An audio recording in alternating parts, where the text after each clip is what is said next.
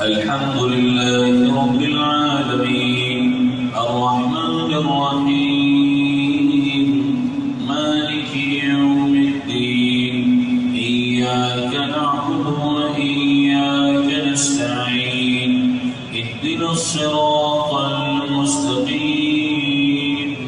صراط الذين أنعمت عليهم غير المغضوب عليهم ولا الضالين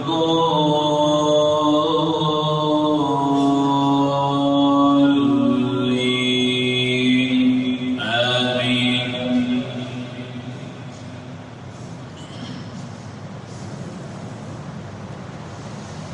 بسم الله الرحمن الرحيم ألف لام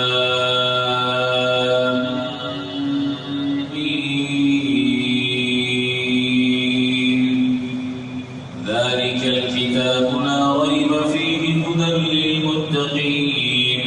الذين يؤمنون بالغيب ويقيمون الصلاة ومما رزقناهم ينفقون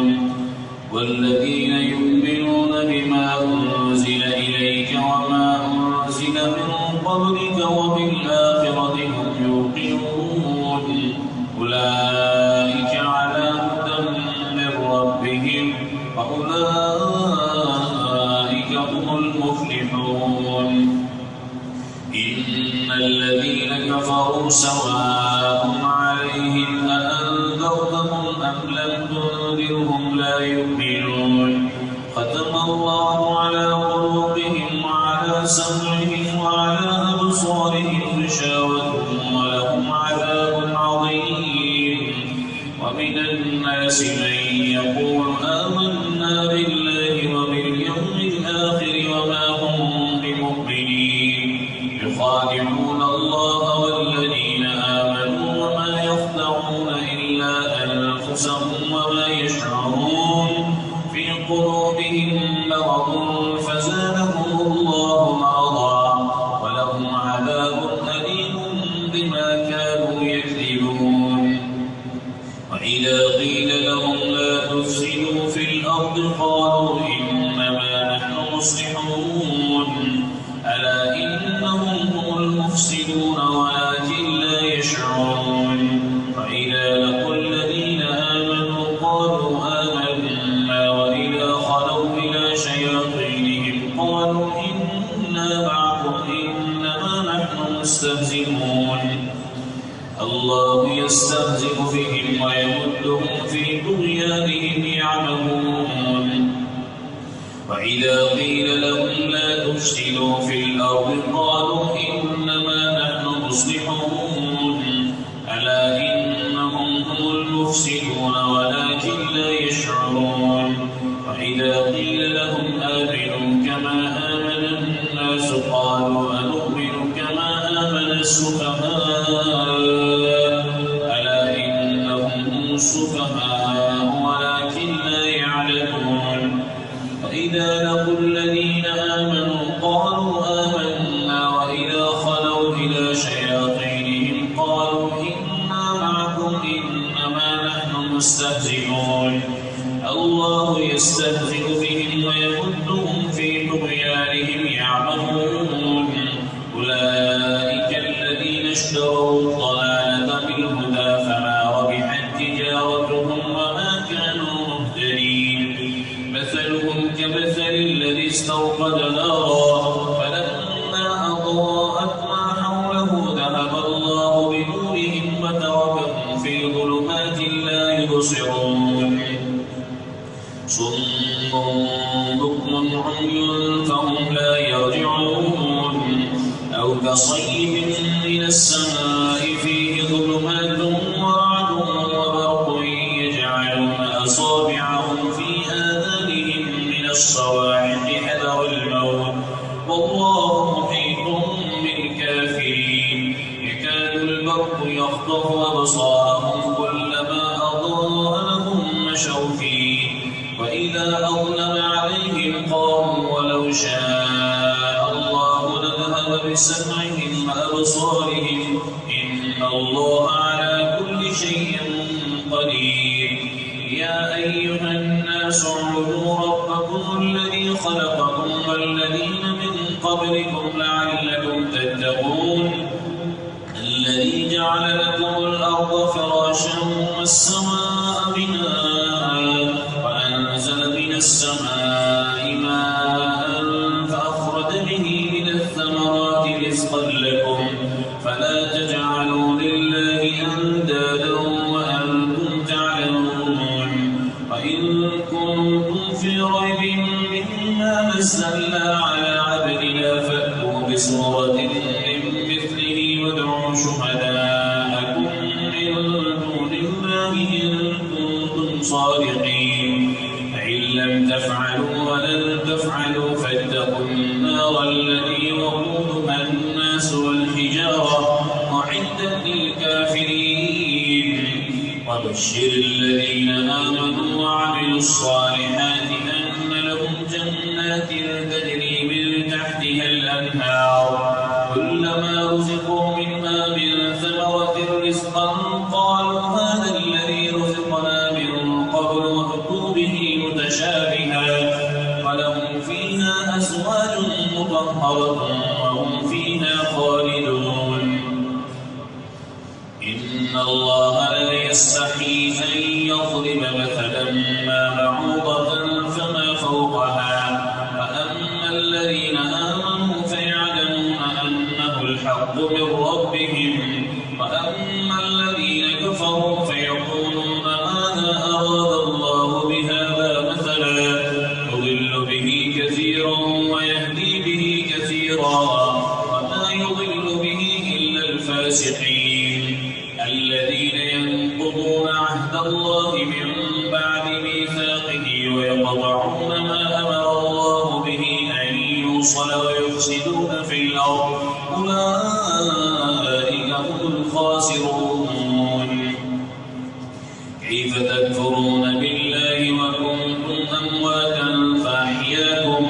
ثم يميتكم ثم يحييكم ثم إليه ترجعون هو الذي خلق لكم ما في الأرض جميعا ثم استوى إلى السماء فسواهن 7 سماوات وهو بكل شيء عليم وإذ قال ربك للملائكة إني جاعل في الأرض خليفة قالوا أتجعل فيها من يفسد فيها ويسفك الدماء ونحن نسبح بحمدك ونقدس لك قال إني أعلم ما لا تعلمون وعلم آدم الأسماء كلها ثم عرضهم على الملائكة فقال أنبئوني بأسماء هؤلاء إن كنتم صادقين قالوا سبحانك لا علم لنا إلا ما علمتنا إنك أنت العليم الحكيم قال يا آدم أنبئهم بأسمائهم فلما أنبأهم بأسمائهم قال ألم أقل لكم إني أعلم غيب السماوات والأرض وأعلم ما تبدون وما كنتم تكتمون وإذ قلنا للملائكة اسجدوا لآدم فسجدوا إلا إبليس أبى واستكبر وكان من الكافرين وقلنا يا آدم اسكن أنت وزوجك الجنة وكلا منها رغدا حيث شئتما ولا تقربا هذه الشجرة فتكونا من الظالمين فأزلهما الشيطان عنها فأخرجهما مما كانا فيه فقلنا اهبطوا بعضكم لبعض عدو ولكم في الأرض مستقر ومتاع إلى حين فتلقى آدم من ربه كلمات فتاب عليه إنه هو التواب الرحيم قلنا اهبطوا منها جميعا فإما يأتينكم مني هدى فمن تبع هداي فلا خوف عليهم ولا هم يحزنون والذين كفروا وكذبوا بآياتنا أولئك أصحاب النار هم فيها خالدون يا بني إسرائيل اذكروا نعمتي التي أنعمت عليكم وأوفوا بعهدي أوف بعهدكم وإياي فارهبون وآمنوا بما أنزلت مصدقا لما معكم ولا تكونوا أول كافر به ولا تشتروا بآياتي ثمنا قليلا وإياي فاتقون ولا تلبسوا الحق بالباطل وتكتموا الحق وأنتم تعلمون وأقيموا الصلاة وآتوا الزكاة واركعوا مع الراكعين أتأمرون الناس بالبر وتنسون أنفسكم وأنتم تتلون الكتاب أفلا تعقلون واستعينوا بالصبر والصلاة إنها لكبيرة إلا على الخاشعين الذين يظنون أنهم ملاقو ربهم وأنهم إليه راجعون يا بني إسرائيل اذكروا نعمتي التي أنعمت عليكم وأني فضلتكم على العالمين واتقوا يوما لا تجزي نفس عن نفس شيئا ولا يقبل منها شفاعة ولا يؤخذ منها عدل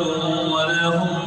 ينصرون وإذ نجيناكم من آل فرعون يسومونكم سوء العذاب يذبحون أبناءكم ويستحيون نساءكم وفي ذلكم بلاء من ربكم عظيم وإذ فرقنا بكم البحر فأنجيناكم وأغرقنا آل فرعون وأنتم تنظرون وإذ واعدنا موسى 40 ليلة ثم اتخذتم العجل من بعده وأنتم ظالمون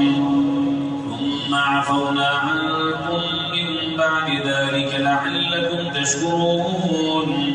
وإذ آتينا موسى الكتاب والفرقان لعلكم تهتدون وإذ قال موسى لقومه يا قوم إنكم ظلمتم أنفسكم باتخاذكم العجل فتوبوا إلى بارئكم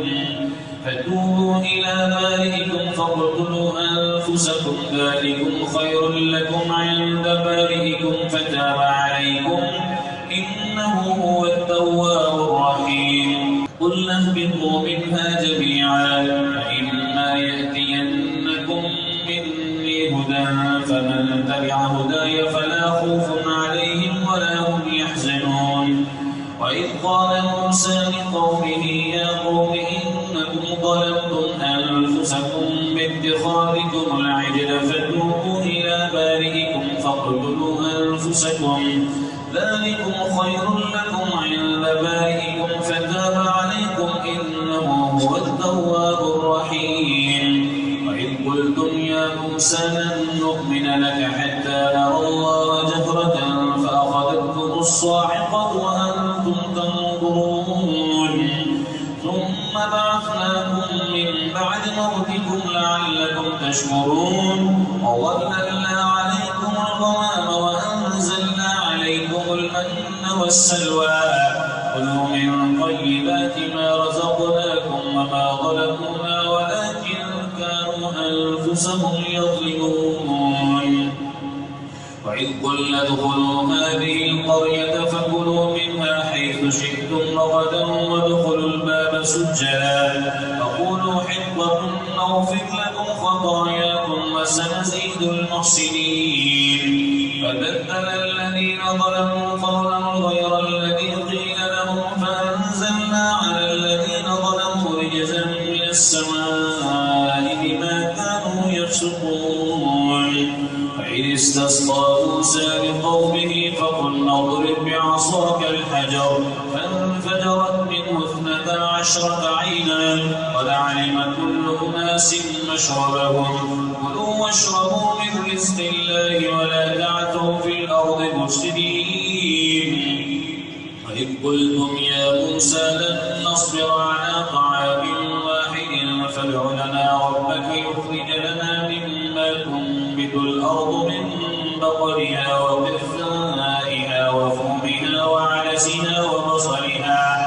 قال أتستبدلون الذي هو أدنى بالذي هو خير اهبطوا مصرا فإن لكم ما سألتم وضربت عليهم الذلة والمسكنة وباءوا بغضب من الله ذلك بأنهم كانوا يكفرون بآيات الله ويقتلون النبيين بغير الحق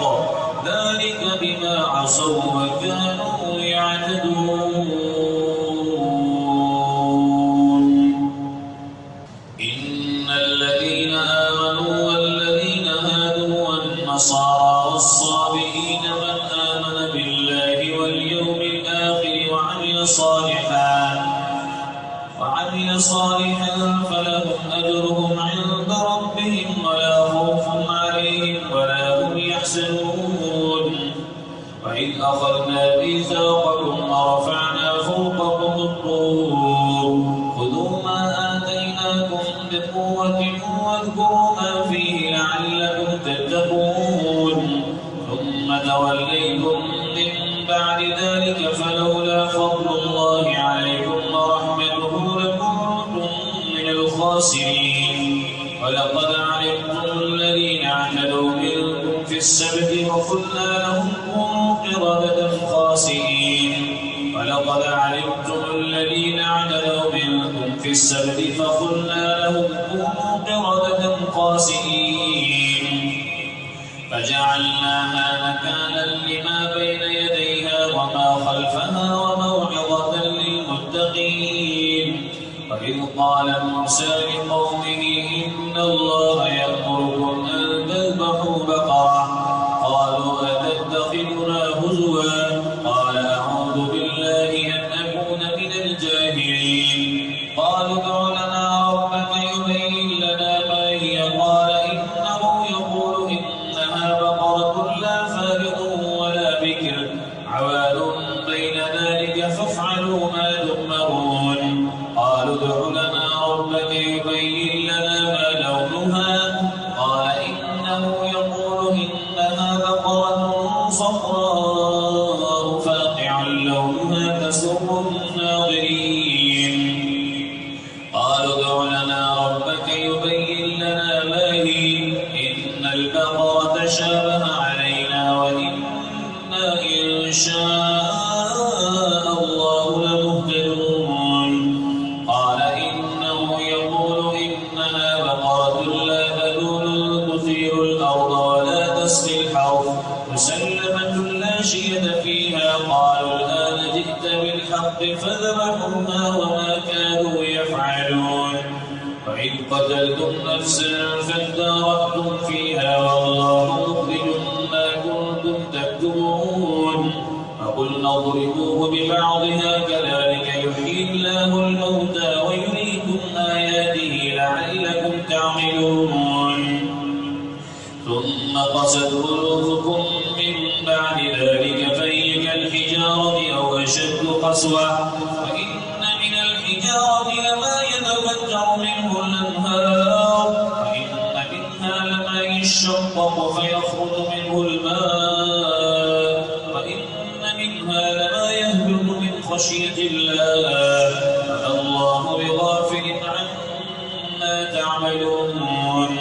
أفتطمعون أن يؤمنوا لكم وقد كان فريق منهم يسمعون كلام الله ثم يحرفونه من بعد ما عقلوه وهم يعلمون وإذا لقوا الذين آمنوا قالوا آمنا وإذا خلا بعضهم إلى بعض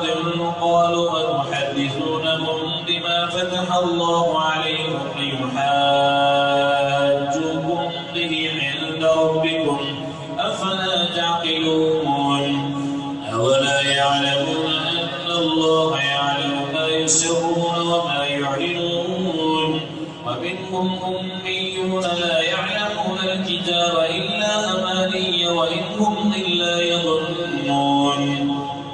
فويل للذين يكتبون الكتاب بأيديهم ثم يقولون هذا من عند الله ليشتروا به ثمنا قليلا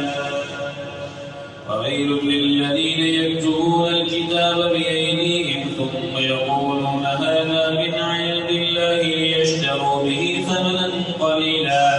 وويل لهم مما كتبت أيديهم وويل لهم مما يكسبون فقالوا لن تمسنا النار إلا أياما معدودة قل أتخذتم عند الله عهدا فلن يخلف الله عهده أم تقولون على الله ما لا تعلمون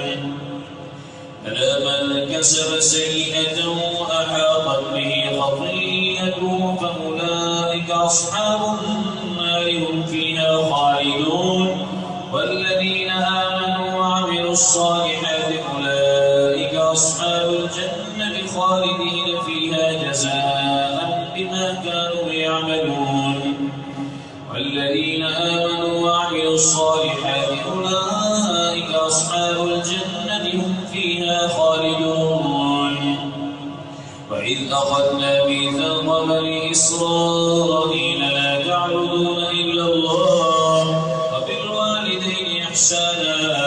وذي القربى واليتامى والمساكين وقولوا للناس حسنا وأقيموا الصلاة وآتوا الزكاة ثم توليتم إلا قليلا منكم وأنتم معرضون وإذ أخذنا ميثاقكم لا تسفكون دماءكم ولا تخرجون أنفسكم من دياركم ثم أقررتم وأنتم تشهدون ثم أنتم هؤلاء تقتلون أنفسكم وتخرجون فريقا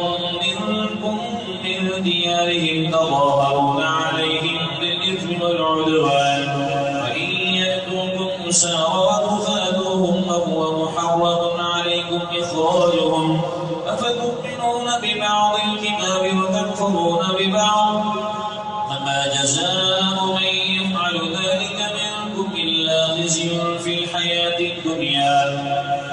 ويوم القيامة يردون إلى أشد العذاب وما الله بغافل عما تعملون أولئك الذين اشتروا الحياة الدنيا بالآخرة فلا يخفف عنهم العذاب ولا هم ينصرون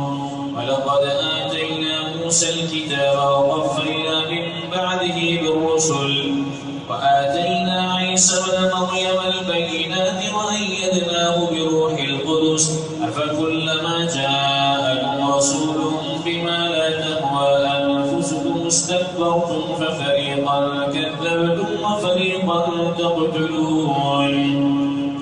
وقالوا قلوبنا غلف بل لعنهم الله بكفرهم فقليلا ما يؤمنون فلما جاءهم كتاب من عند الله مصدق لما معهم وكانوا من قبل يستفتحون على الذين كفروا فلما جاءهم ما عرفوا كفروا به فلعنة الله على الكافرين بئس ما اشتروا به أنفسهم أن يكفروا بما أنزل الله بغيا أن ينزل الله من فضله على من يشاء من عباده فباءوا بغضب على غضب وللكافرين عذاب مهين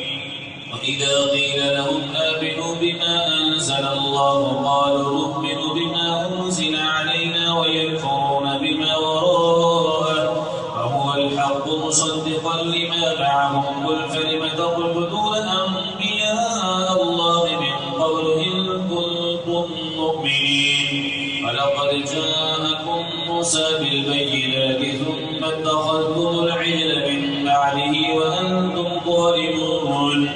وإذ أخذنا ميثاقكم ورفعنا فوقكم الطور خذوا ما آتيناكم بقوة واسمعوا قالوا سمعنا وعصينا وأشربوا في قلوبهم العجل بكفرهم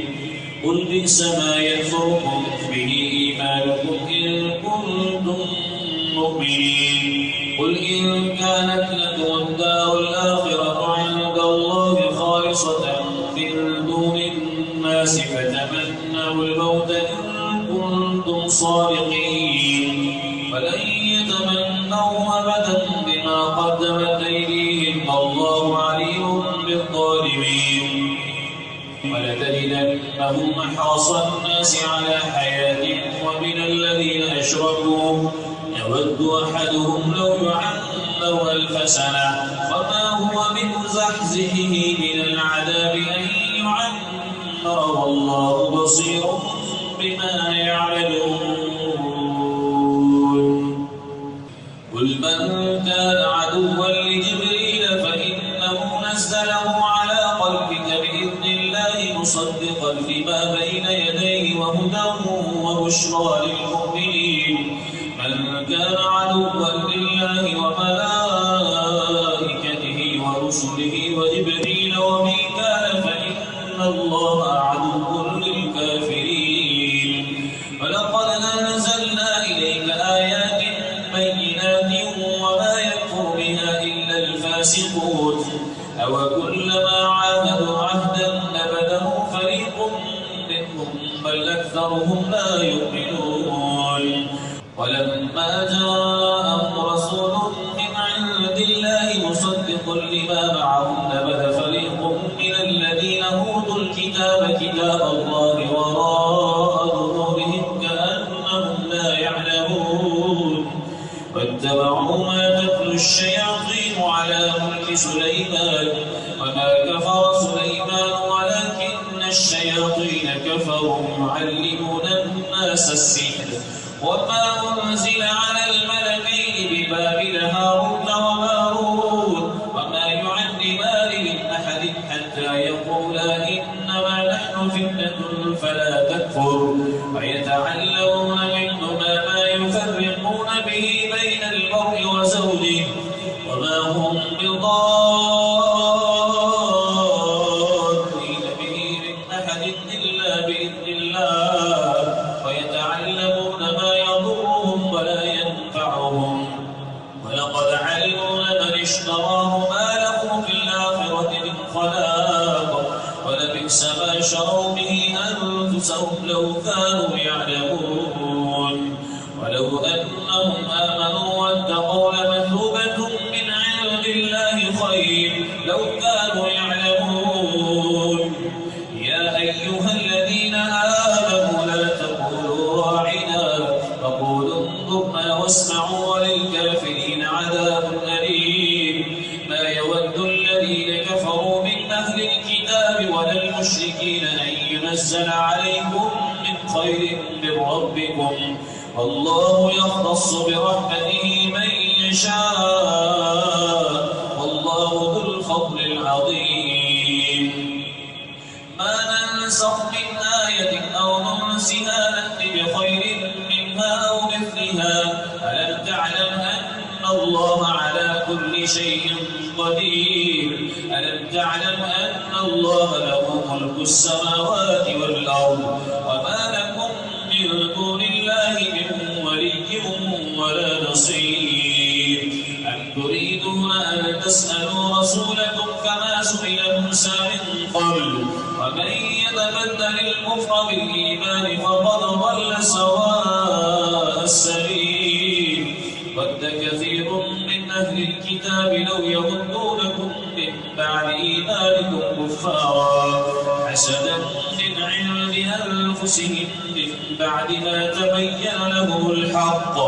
فاعفوا واصفحوا حتى يأتي الله بأمره إن الله على كل شيء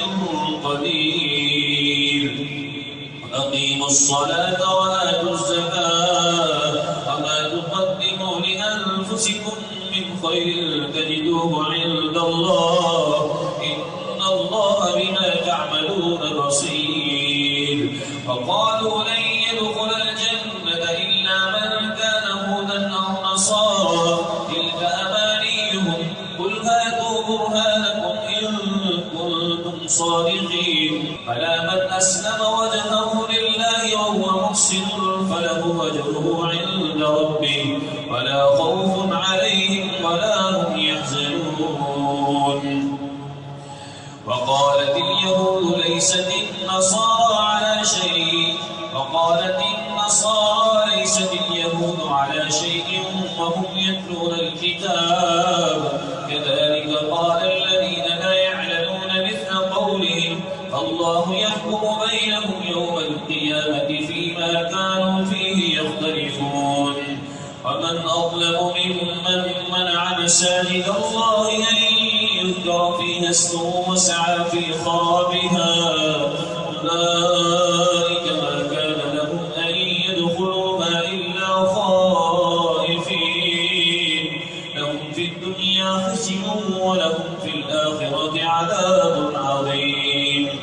ولله المشرق والمغرب فأينما تولوا فثم وجه الله إن الله واسع عليم وقالوا اتخذ الله ولدا سبحانه بل له ما في السماوات والأرض كل له قانتون بديع السماوات والأرض وإذا قضى أمرا فإنما يقول له كن فيكون فقال الذين لا يعلمون لولا يكلمنا الله أو تأتينا آية كذلك قال الذين من قبلهم مثل قولهم تشابهت قلوبهم قد بينا الآيات لقوم يوقنون إنا أرسلناك بالحق بشيرا ونذيرا ولا تسأل عن أصحاب الجحيم ولن ترضى عنك اليهود ولا النصارى حتى تتبع ملتهم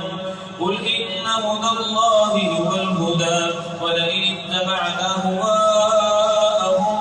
بعد الذي جاءك من العلم ما لك من الله من ولي ولا نصير الذين آتيناهم الكتاب يتلونه حق تلاوته أولئك يؤمنون به ومن يكفر به فأولئك هم الخاسرون يا بني إسرائيل اذكروا نعمتي التي أنعمت عليكم وأني فضلتكم على العالمين واتقوا يوما لا تجزي نفس عن نفس شيئا ولا يقبل منها عدل ولا تنفعها شفاعة ولا هم ينصرون وإذ ابتلى إبراهيم ربه بكلمات فأتمهن قال إني جاعلك للناس إماما قال ومن ذريتي قال لا ينال عهد الظالمين وإذ جعلنا البيت مثابة للناس وأمنا واتخذوا من مقام إبراهيم مصلى وعهدنا إلى إبراهيم وإسماعيل أن طهرا بيتي للطائفين والعاكفين والركع السجود وإذ قال إبراهيم رب اجعل هذا بلدا آمنا وارزق أهله من الثمرات من آمن منهم بالله واليوم الآخر قال ومن كفر فأمتعه قليلا ثم أضطره إلى عذاب النار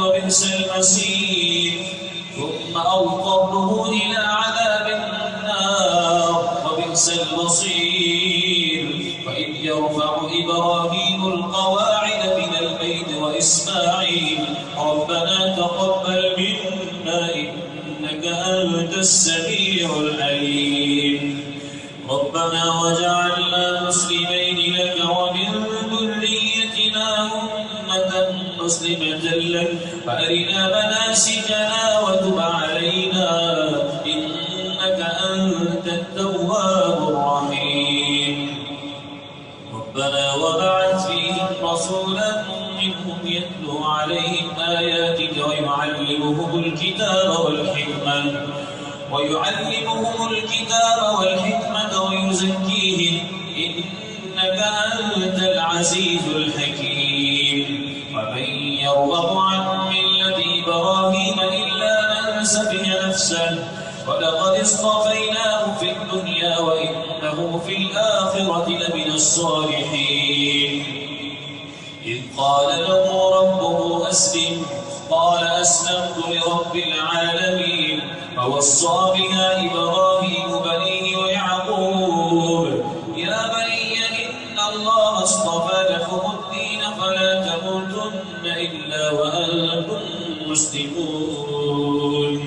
أم كنتم شهداء إذ حضر يعقوب الموت إذ قال لبنيه ما تعبدون من بعدي قالوا نعبد إلهك وإله آبائك إبراهيم وإسماعيل وإسحاق إلها واحدا ونحن له مسلمون. تلك أمة قد خلت لها ما كسبت ولكم ما كسبتم ولا تسألون عما كانوا يعملون. فقالوا كونوا هودا أو نصارى تهتدوا قل بل ملة إبراهيم حنيفا وما كان من المشركين. قولوا آمنا بالله وما أنزل إلينا وما أنزل إلى إبراهيم وإسماعيل وإسحاق ويعقوب والأسباط وما أوتي موسى وعيسى وما أوتي النبيون من ربهم لا نفرق بين أحد منهم ونحن له مسلمون. فإن آمنوا بمثل ما